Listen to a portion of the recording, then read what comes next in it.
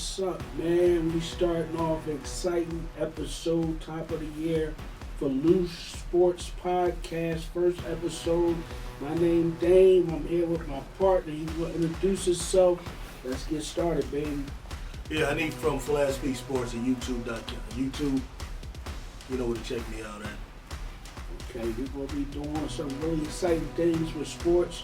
We're gonna be covering Philly sports, international sports, NFL, boxing, any sport you can think of. We're going to have exciting athletes come up here and talk to us from different schools and colleges, and hopefully the NBA and any other league that you're playing in. But we're just excited to launch filoosh Sports Talk, man, and we're gonna hop into it. What's exciting right now in sports is the NFL, exciting sports weekend. It's going down. It's Saturday. The first game on is the Chiefs and the Texans.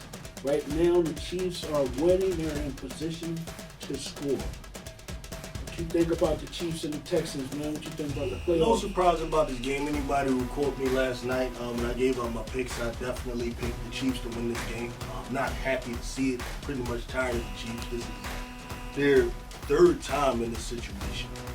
And it seems like the AFC is just not willing to crown a new champion. Everybody's talking about these great quarterbacks in the AFC. I'm hearing about Lamar Jackson, he's so special.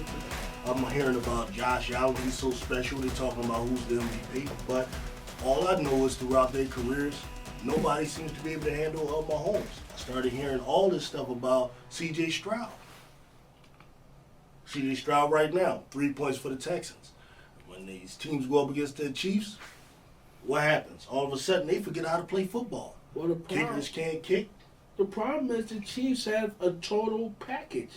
When you have coaching, running, defense, and complete offense, and a complete quarterback, it's hard to defend against. They have experience in the playoffs, championships, Super Bowls. It's going to be hard to beat the Chiefs.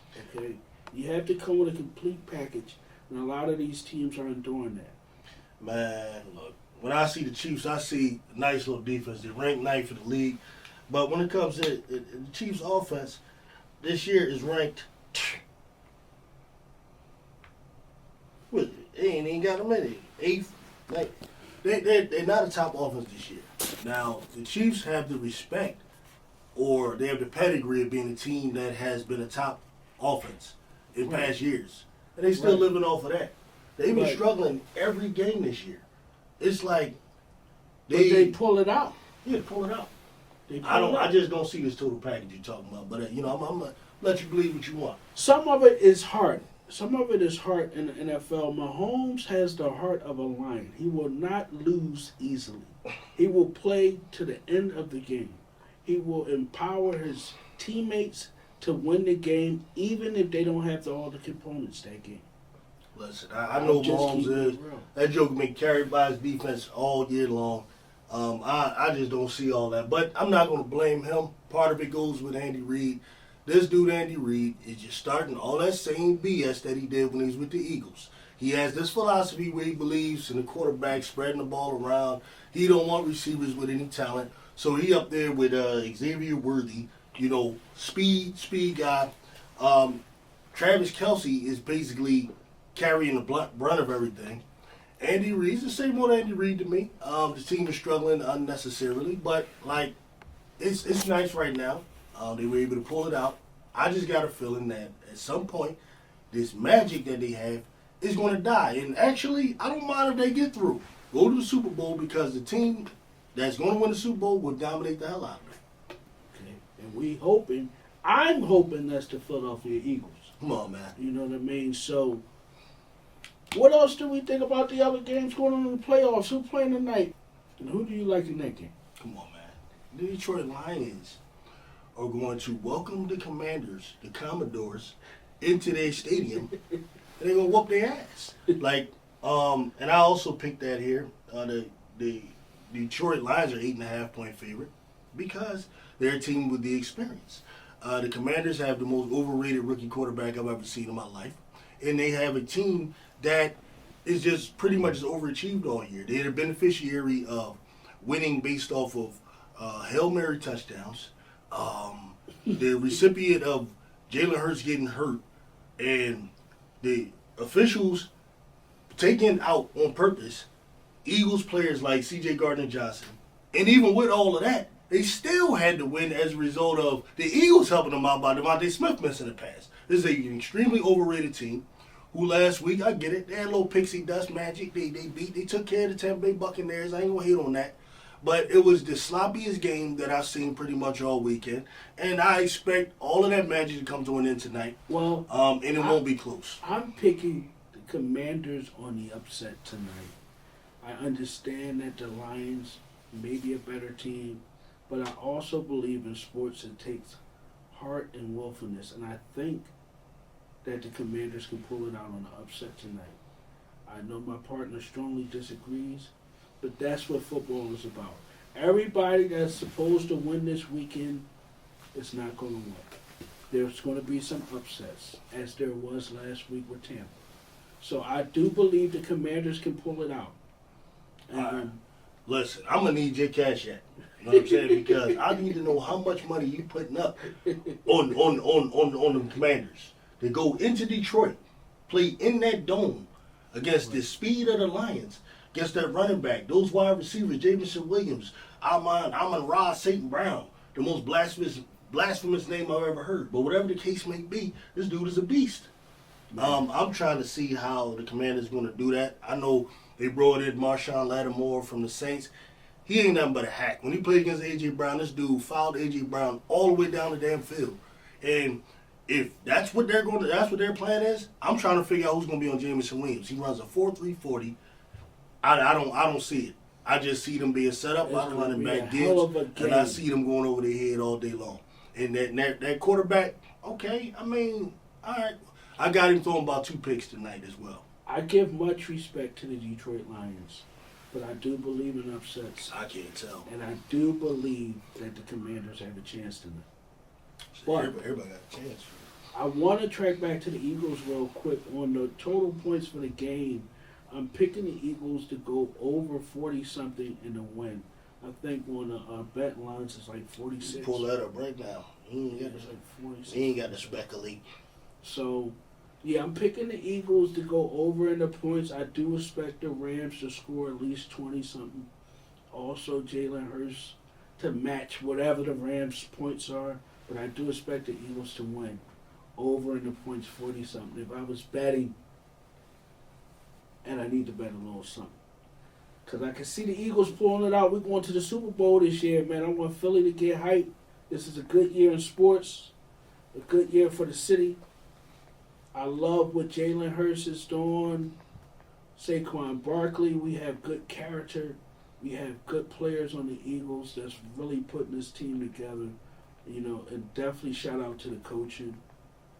You know, but mix it up. Get ready because we're getting ready to get deep into the playoffs, man. So, listen, I got all the love in the world for my man Damon here, but I'm telling you, if you are a betting man, do not listen to this man right now, okay? The daggone Lions are an 8.5-point favorite for a reason.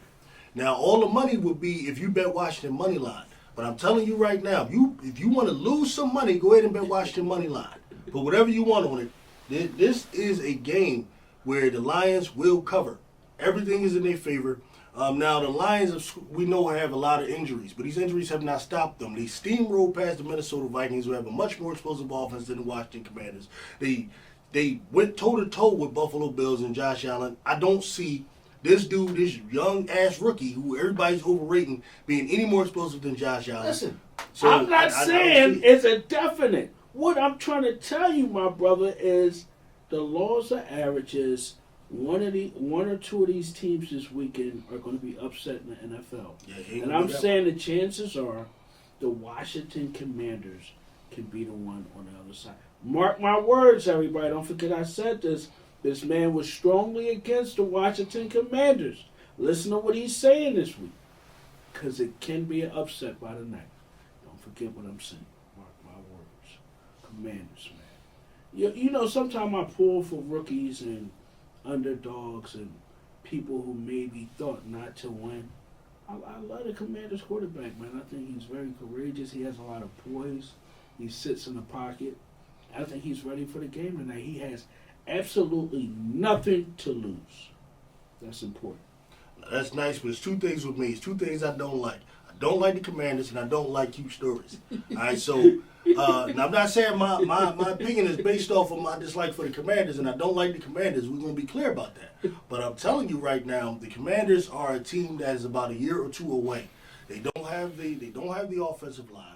They don't have the defense. Now, Bobby Wagner was a great addition that he added, but they need Bobby Wagner to stop what? Jameson Williams, Amon-Ra St. Brown, Jameer Gibbs, Goffin playing his best, Laporta playing the best.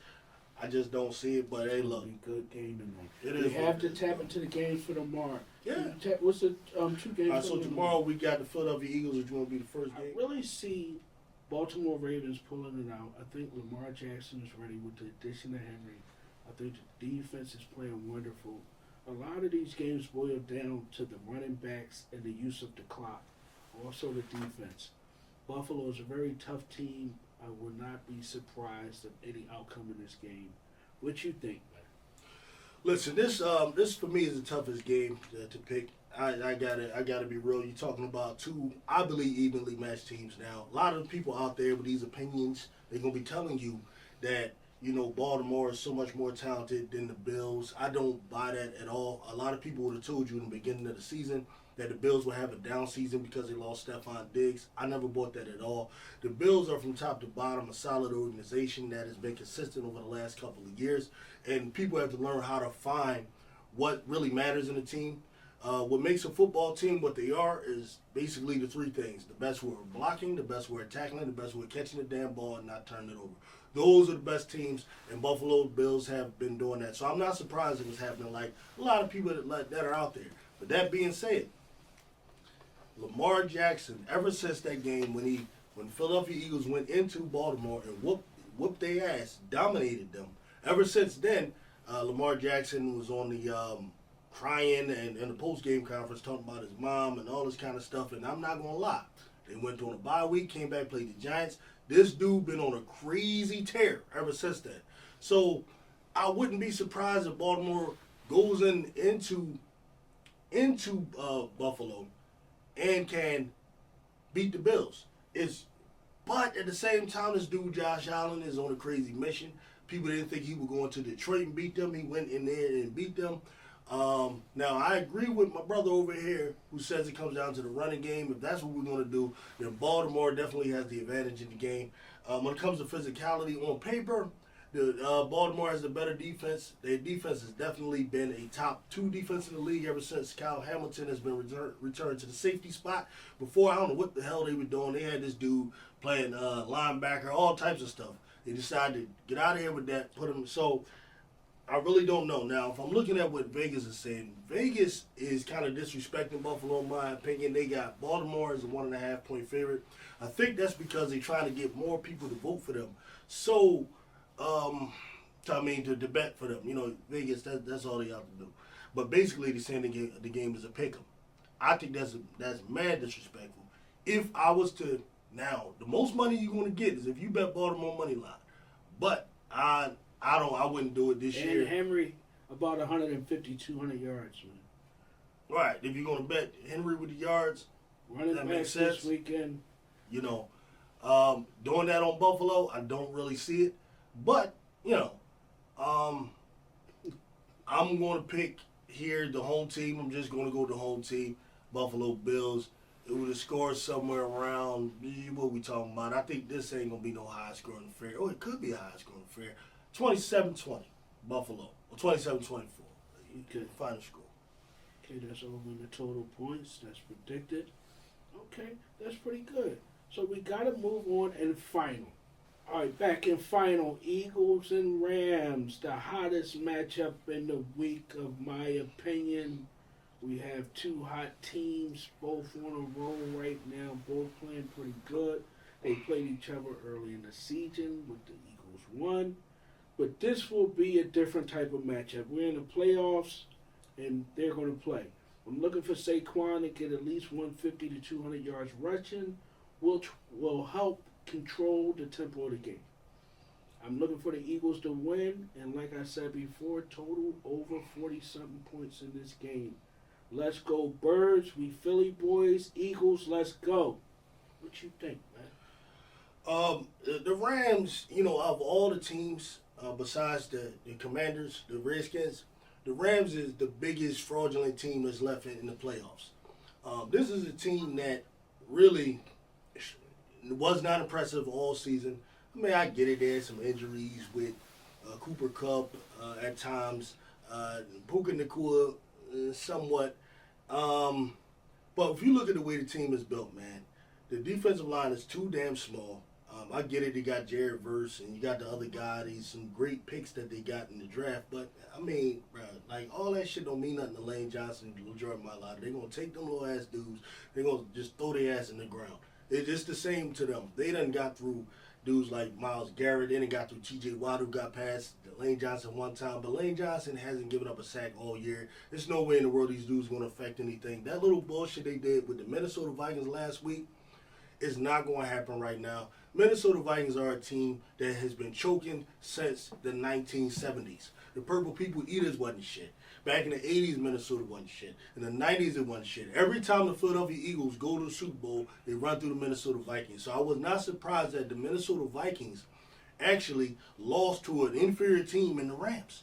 The Rams, though, all that stuff last week was smoking mirrors, right? The Rams right now were living off of an emotional high that happened as a result of all those fires that took place in California. Now, prayers out to all the people who lost property, and people who lost their lives and everything going on. And I get it, the Rams, like they felt the emotion from that, and they took that into the game and they smashed the Vikings, but that shit don't mean nothing to the Eagles. It's over.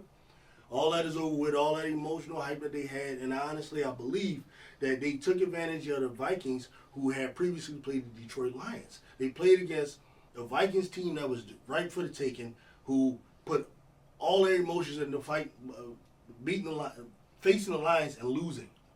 So that team was ripe for the taking. Rams came in there, you know, off of this old fire hype.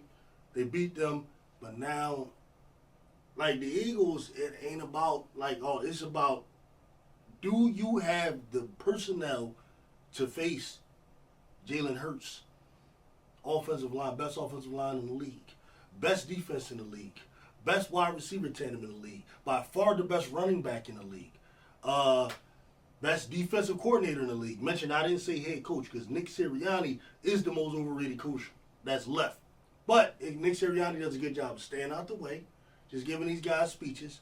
As long as he ain't calling no plays, the Philadelphia Eagles should win this game handily. I got a good question by a score of for you. about 35-17. Neef, what do you think about Saquon sitting out and not breaking the record? What's your opinion? I had no problems with it, right? Saquon was brought here to help us win a Super Bowl. Had Saquon Barkley went out there and had gotten hurt in any way, shape, form, or fashion, all types of heads would have rolled. Head coach would be questioned. He'd be sitting down in front of the owner having to explain why he did that. Howie Roseman, the general manager, would have had to explain why he let the coach do that. So in order to avoid all of that, I give Nick Sirianni credit. That's one thing I give him credit for. He said, let's keep the main thing, and went in ahead and did what was best for the team. Though Saquon Barkley, listen, man, I get it, bro. That record will put you in the record books forever. But guess what? It'll really get you in the Hall of Fame. Yeah, some Lombardis. You know what I mean? Yes, so that's sir. what you need to do. Go get some of them Lombardis, and then we can discuss records. You already got Go 2,000 Eagles, yards. man. Only 8 people before Saquon got 2,000. You part of the 2,000-yard club. You know what I mean? You should be happy with that. And I just think the Rams really have no chance. You know, unless barring something disastrous was to happen, I think it'll be the easiest game of the weekend. Oh, man, so we looking for an exciting weekend in the NFL. We gave all our predictions, scores. We will be back with highlights to talk about this weekend in sports. You know, I talked about the one upset with the Commanders, man. Don't forget what Neve said, man. You know, but this was a beautiful introduction to what we call in Filoosh Sports Talk, where we're going to be talking about so many interesting things in the sports world. Well, real quick, though. Don't get me wrong. I would love for the Commanders to beat the Lions. Like, I would like that to happen because then that means they got to come to the Eagles, and that would be the easiest trip and path the Eagles ever had to the Super Bowl. to play the Commanders. They would just destroy the Commanders in Philly. It wouldn't even be close. The rookie quarterback Jay Daniels might get hurt in that game. That's Daniels against Hurts, man. That'll be something, man. Let's see. Ain't no such thing as Daniels against Hurts. Daniels gotta go earn some shit before he can be like Daniels versus Hurts. Like, what is that? You know what I mean? You were a rookie. Nice long season, but we done seen that before. Like, people act like this is the best rookie year they ever seen. No. C.J. Stroud just did that last year. Like, all them yards, everybody saying he's the best. You know, you had Greg Jennings, this dude on First Things First on ESPN talking about C.J. Stroud is the best rookie quarterback he's ever seen. You know, he said he was the second best quarterback to Patrick Mahomes. That's what he said. Dak Prescott had a year that was actually better than his. RG3 had a year that was like that. But these dudes are not historians. That's the problem with these niggas. They're not historians. They don't pay attention to what has happened. All they're trying to do is sell the game right now. I get it. Sports media, your job is to promote the game and sell it. But, bruh, I keep receipts. Right here, Flair Sports Speech, we keep receipts. And we put you out there, if you out there talking crazy. Right. That's just the way that goes. And we had a good time here on Filoosh Sports Talk. Had an exciting show. Me and my man, we're going to be really kicking it. We're going to have some guests, like I said, some athletes coming up here. In closing, thanks for kicking it with us. Filoosh Talk, the regular podcast, will be back next week. Thanks to everybody just for tuning in, man. We appreciate all the support, man. Go Eagles. Go Eagles and Coles. Peace out. Well,